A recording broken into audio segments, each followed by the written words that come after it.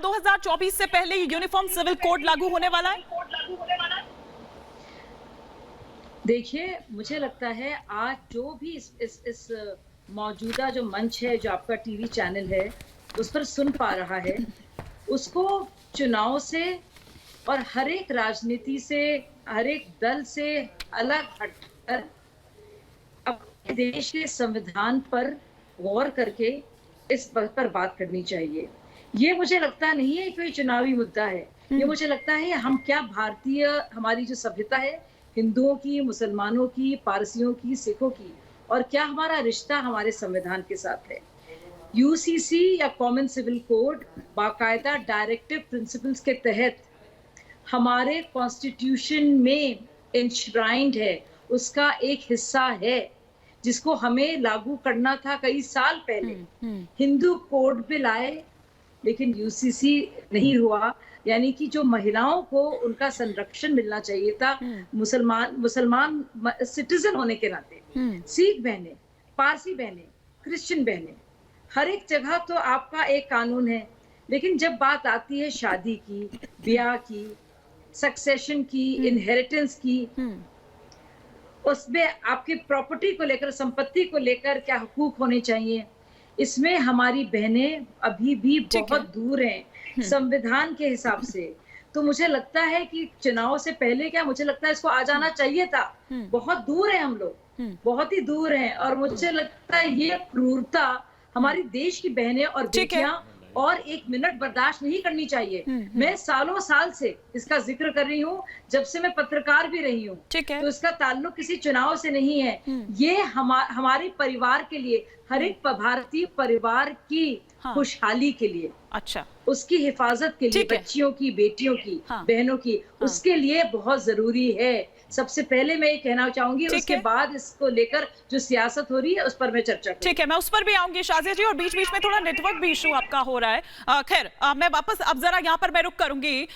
मेरे साथ अजय वर्मा जी भी हैं। अजय वर्मा जी, क्या काट है विपक्ष के पास इसकी? क्योंकि मोदी जी ये कह रहे हैं कि भैया वोट बैंक के लिए जो भूखे लोग हैं ना, दरअसल वो ही यूसीसी पर भड़का रखे हैं, बरगला रखे हैं। देखिए साहब हैं, उन्हें सर्वाधिकार सुरक्षित हैं, कुछ भी कह दें, देश में कुछ कह दें, विदेश में कुछ कह दें।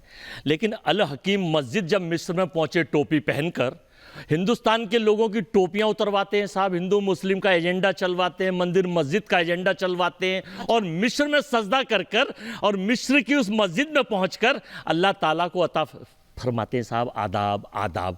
ये हिंदुस्तान के हिंदू और हिंदुस्तान के वो हिंदू जो इन पर भरोसा करते थे, वो इनसे कहते हैं कि माफ़ी मांगो, या फिर इस देश में नफरत का एजेंडा छोड़ दीजिए और यहाँ प्यार की दुकान खोलिए, आगे बढ़िए। देश में कुछ और विदेश में कुछ। प्रधानमंत्री हैं आप, देश के प्रधानमंत्री हैं, सम्मानीय हैं, सीना आपका सबके लिए, आपका आदर्श है। लेकिन जब आप इस तरह के काम करते हैं, मित्रों, ये मिस्र है, और मिस्र का सर्वाधिक सम्मान तो देखिए, प्रधानमंत्री किसी भी देश का हो, जब कोई पहुंचता है तो दूसरी कंट्री सम्मान देती है, हमें कोई दिक्कत नहीं है, अच्छी बात है, भारत के गर्व की बात है।